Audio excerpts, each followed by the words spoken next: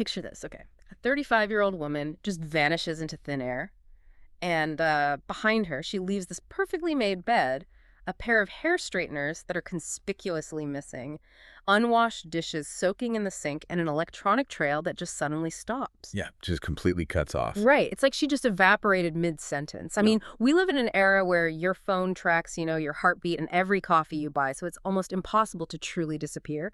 But her digital footprint wasn't erased, it was severed. And the sheer abruptness of that severance is what makes the whole image so incredibly haunting, I think. We're so used to people leaving a digital wake, like a trail of breadcrumbs in their everyday routines, right? Yeah. But here, everything halts with this terrifying precision. Yep. It's Wednesday, March 18th, 2009. Claudia walks home from her shift at Goodrich College, arriving around 3:05 p.m. And then later that evening, at 8:10 p.m., she has a completely normal chat with her parents on the phone. Her mother even remembers hearing, like, a television show playing in the background. Which is so relatable. And then at 8:23 p.m., she sends a text message to a friend. Again, totally standard for her. Claudia was known to be a prolific texter, but then less than an hour later, the pattern just breaks. Yeah, that's where the timeline gets strange. Right, because by 9:12 p.m., a text comes in from a bartender friend in Cyprus, and it goes completely unanswered. The next morning, March 19th, she fails to show up for her 6:00 a.m. shift. Now, her car was in the local garage getting repaired, which meant she would have had to make a 30-minute walk to work in the dark, traversing this route that included some shadowy areas like a local bridge. And when police eventually enter her home on Hasworth Road, they're met with an environment that completely contradicts the idea of a violent abduction. I mean, her bank cards and her passport are still there. Oh, wow. Yeah.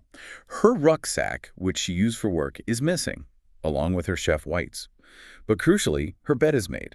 There's absolutely no sign of a struggle, no forced entry. The house is almost aggressively normal. Looking at the police descriptions of this house, it feels exactly like the Mary Celeste. That infamous ship found perfectly intact, adrift at sea, meals still on the tables, but totally abandoned. And we really need to look at the kitchen. Oh, the kitchen sink photo. Yes, because the internet has spent 17 years dissecting this single police photograph of her sink. It's honestly like a psychological ink blot test. Okay, let's unpack this for you. The photo shows an electric toothbrush downstairs on the counter. In the sink, there's a bowl with a fork in it. Plus, there are wine glasses and pint glasses. So the Reddit sleuths are deeply divided. Are we looking at the remnants of a rushed breakfast, or did she never leave for work at all, and those are last night's dinner dishes? And the biggest question, why would a professional chef leave a sharp knife soaking in the sink? Well, what's fascinating here is that the knife soaking is a highly specific behavioral clue, right? It speaks to intent.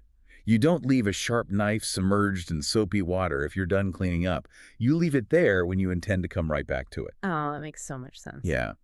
So this absolute lack of a traditional crime scene implies one of two distinct scenarios. Either she woke up, got ready for work, walked out her door around 5 a.m., and was intercepted on her route, or she willingly let someone she knew into her home the night before. And the glasses on the counter strongly support that second one, right? Like, people close to her pointed out that she preferred pints of cider, but there was a wine glass present. So did she have an evening visitor? Exactly. And the toothbrush downstairs feeds perfectly into that theory, too.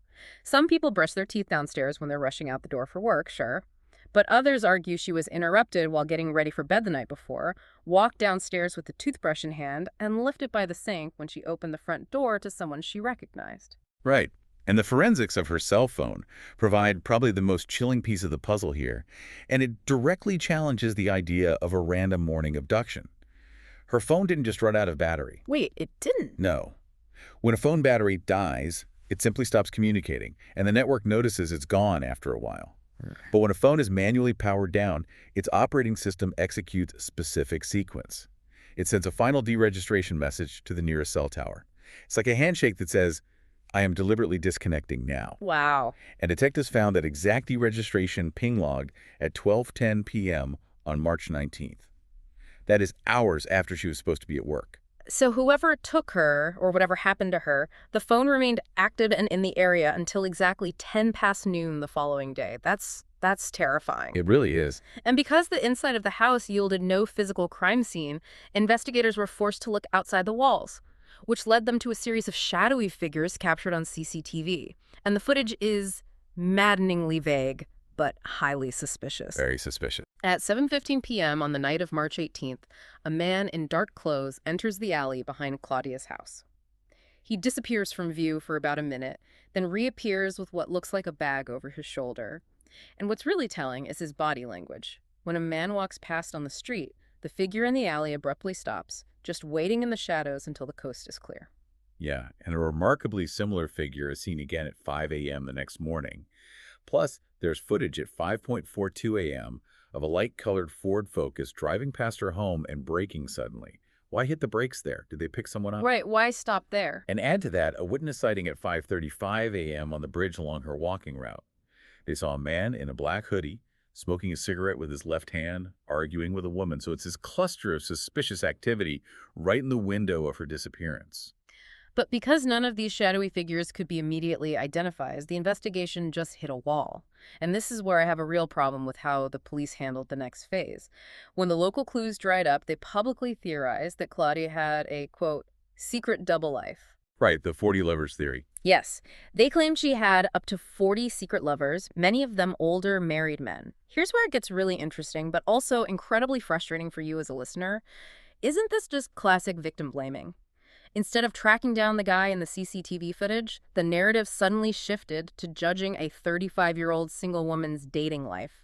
It feels like a massive distraction tactic. Well, the frustration with how that was handled is completely justified, and her family was rightfully appalled by the media circus it created. But let's look at the mechanics of homicide investigations and understand the why behind it. Okay, fair enough. In the absence of a forced entry or a random crime scene, detectives rely on the statistical reality of violent crime. And that is, individuals are overwhelmingly harmed by people they already know, very often intimate partners. So victimology is a standard tool used to diagram a person's social web to find hidden tension points. They're looking for a jealous ex, or a secret partner with a reputation to protect, like an angry spouse. Okay, so the failure wasn't necessarily the police charting her social life. The failure was how the media weaponized those charts to sell papers, framing her as this reckless seductress. It gave the public an excuse to care less, which is just tragic. Precisely. And Detective Superintendent Di Mallon, who led the cold case reviews, he maintains to this day that the initial instinct to look closely at her social circle was correct. The police strongly suspect the answer lies locally. Oh, really? Yes, they believe that because of these complex, intertwined local relationships, a literal wall of silence descended on her local pub, the Nag's Head.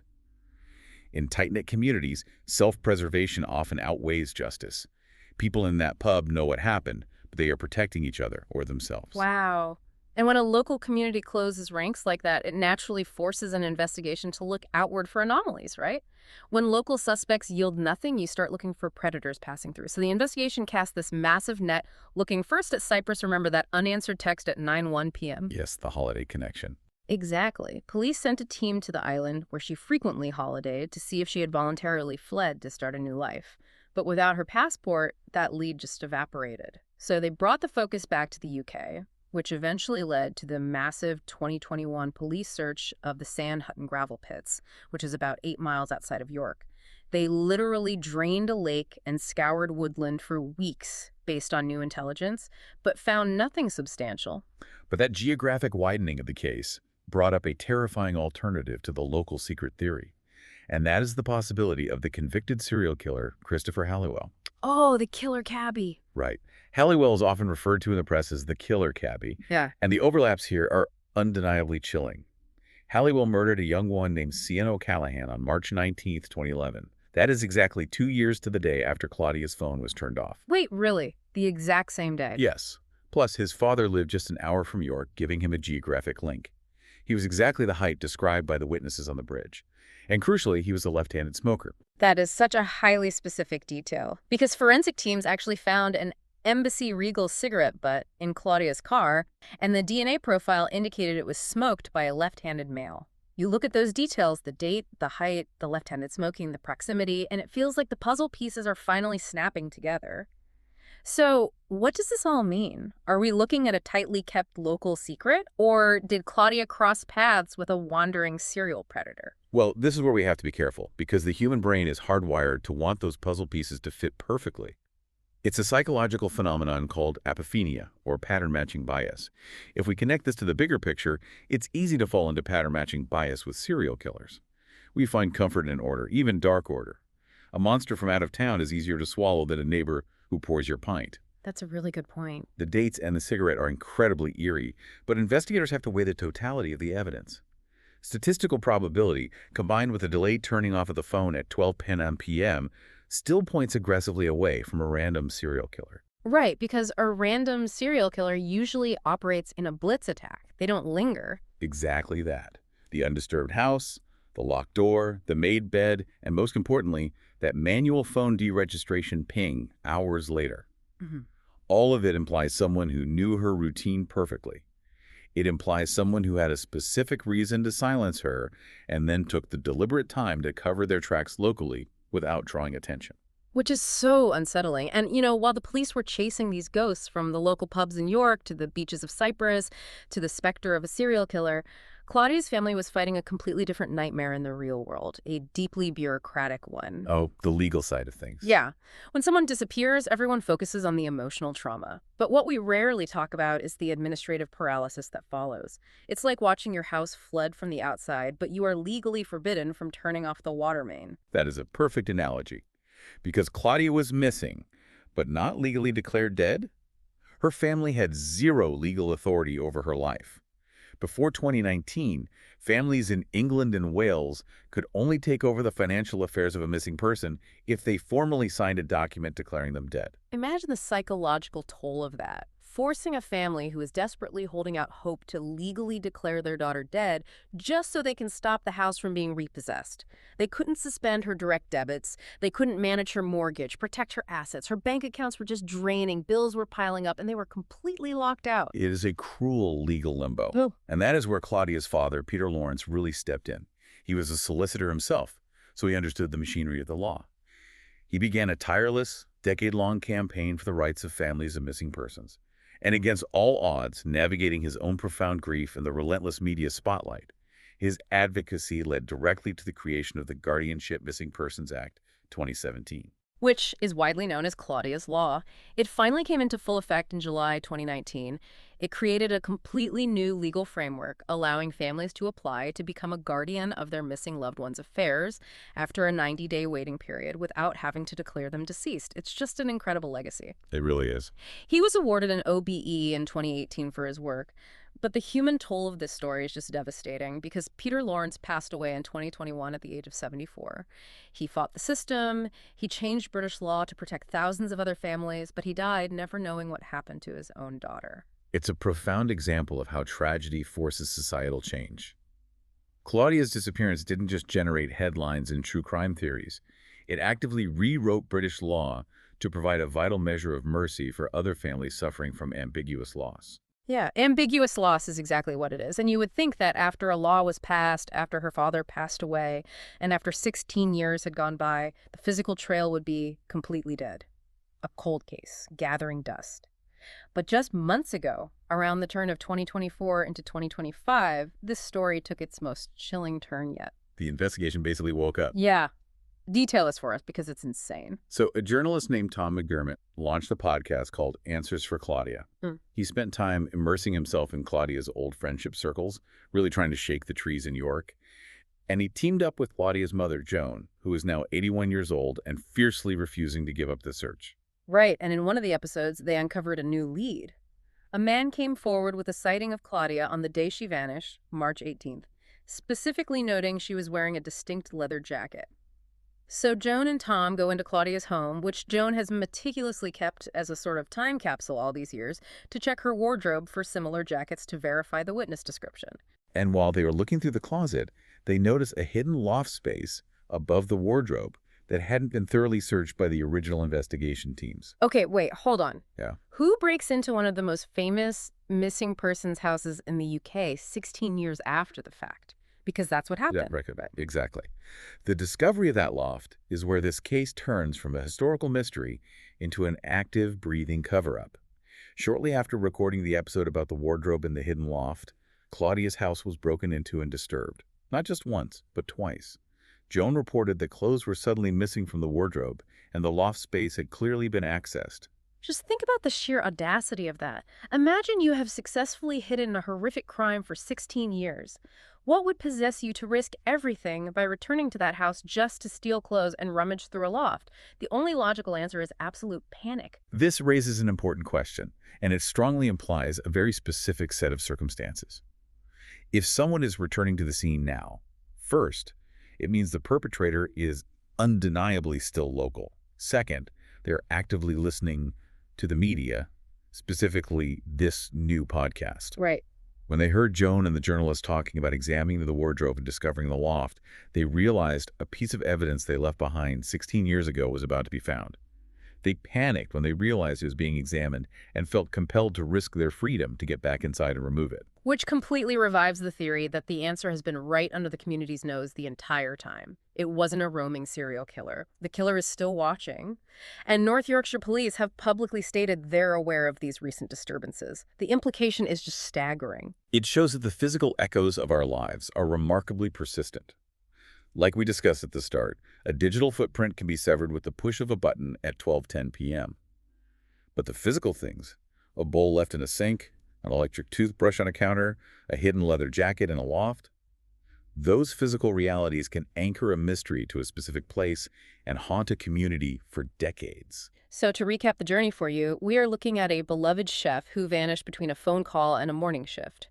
It triggered an international manhunt, a change in UK law, and a mystery that is somehow still causing break-ins in 2025 and 2026. It's a case that refuses to stay in the past. Exactly. Which leaves us with a final, incredibly chilling thought for you to mull over. If the police theories and these recent break-ins point to a local suspect, that means someone in that town has likely walked past Claudia's grieving family on the street. They have probably shopped in the same local co-op.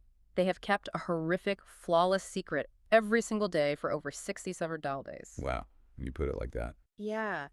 Think about the psychology of that. What kind of psychological toll does it take on a person's mind to live next door to their own dark secret for 17 years? And as those walls finally start closing in, what finally makes them crack? When you picture that kitchen, the quiet, untouched house, the knife soaking in the sink like she's just stepped out for a moment, remember that somewhere out there, someone knows exactly why she never came back to finish washing it.